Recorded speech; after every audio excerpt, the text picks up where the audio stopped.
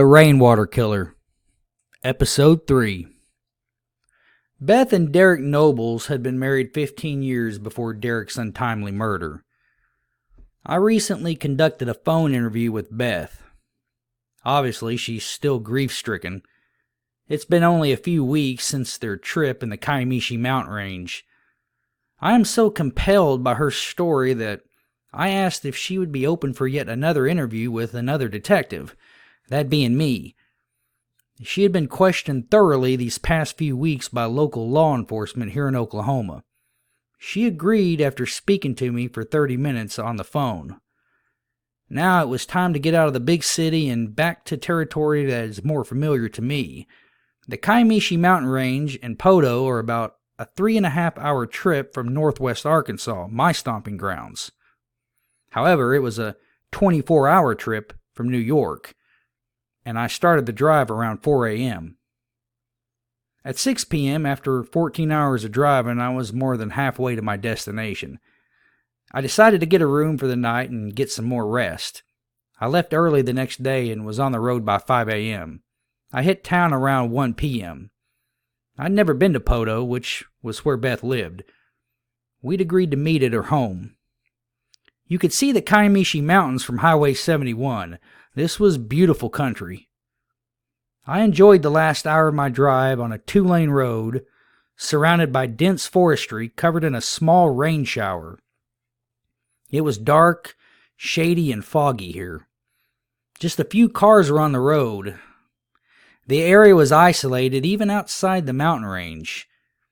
As I drove, I imagined how a serial killer could operate inside these mountains, and I wondered why our offender had traveled to New York to begin with. I wondered about a lot of things. My mind went back to the letter as I drove.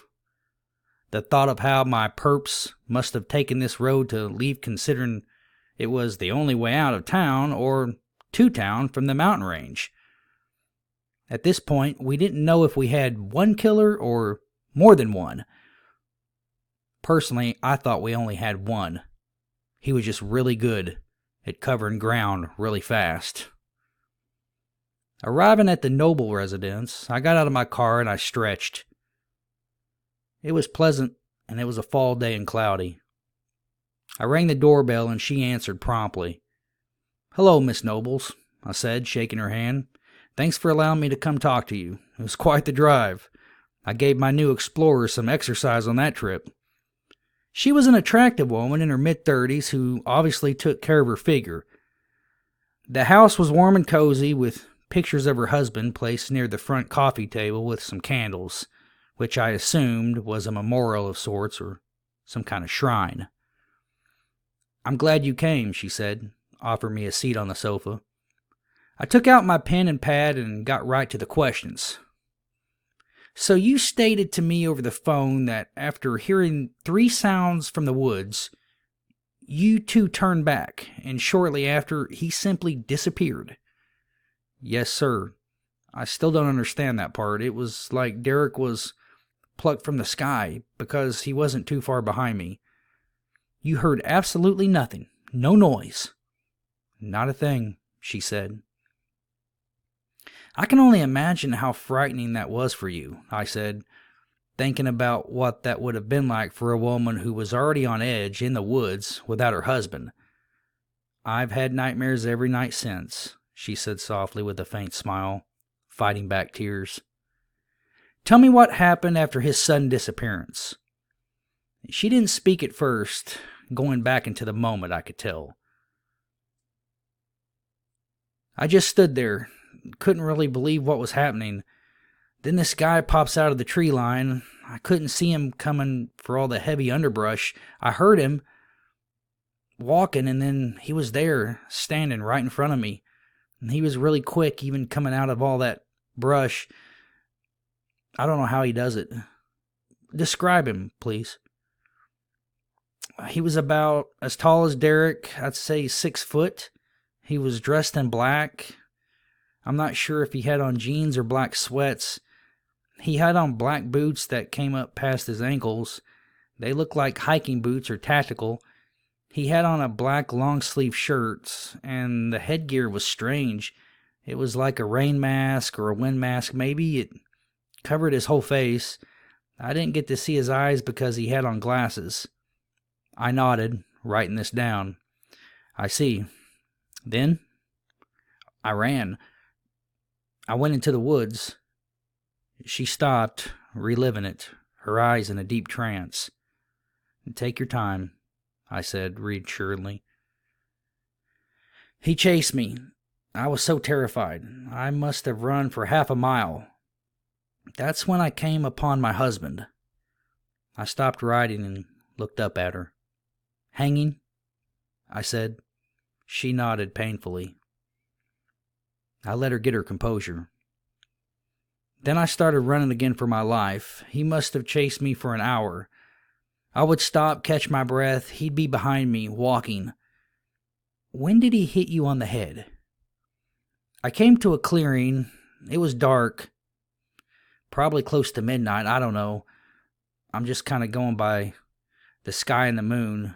It was raining, so the moon wasn't quite out when I was awake, but after I got hit, it was out and it had stopped raining, at least temporarily. I stood there for a few seconds to get my composure, then he snuck up on me. He did that twice. Same way, stealth, absolutely no sound or footsteps in the leaves and sticks. I nodded. Yeah, he seems to be good at that. And to be honest with you, I'm not sure how he does it. It defies logic. What I'm fascinated by is the fact that he took out your husband in such close proximity without you hearing a thing. She nodded. Then I woke, she went on. I walked across the field and collapsed at the far end. I woke in the morning and made it to my car. Then I spent a day in the hospital for a slight concussion and dehydration. Why did he let me live, Detective Allen? I looked at her. The question was in fact legitimate. Honestly, Miss Nobles, I don't know. I simply don't know. But I'm going to do everything in my power to bring him to justice for you. You're a very brave woman, and you have my deepest condolences. Do you think these kind of people are evil? She asked, her lips trembling. I actually think they're disturbed, I answered. They have impulses they can't control. I think media overuses the term evil when it comes to serial killers, and that trickles down to the public. You certainly have every reason to believe he's evil for killing your husband, as do other victims and their families. I get that. But I, for one, don't believe we were born evil, nor can we become evil. I believe it's in our heads. It's a sickness. It's a mental condition.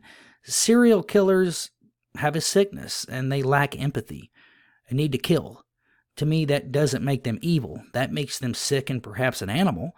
Demons are what I consider true evil. We're dealing with a sick individual here who unfortunately appears to be very smart. But is he evil? I don't think he's evil.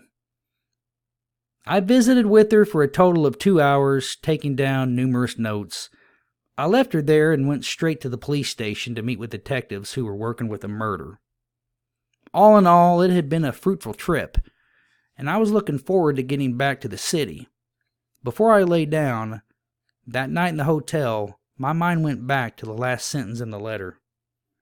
Have fun trying to catch me, and keep an eye out on the weather. I hear it's going to rain tomorrow in Manhattan. It had been raining all night in Manhattan. A dark figure walked under a bridge and pulled down the hood from his face. He stuck his thumb out and waited. 30 minutes went by before a car pulled up and offered him a ride. He instructed the couple to take him to East Village. About a mile into the drive, from the back seat, he reached in his pocket and grabbed a 9mm. 2 shots rang throughout the car.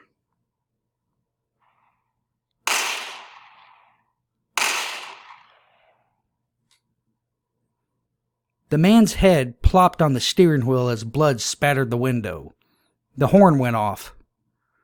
The woman convulsed, leaning on the passenger door before taking her last breath. The Rainwater killer jumped up front, taking control of the wheel just before it veered off a bridge. The car drove off into the night.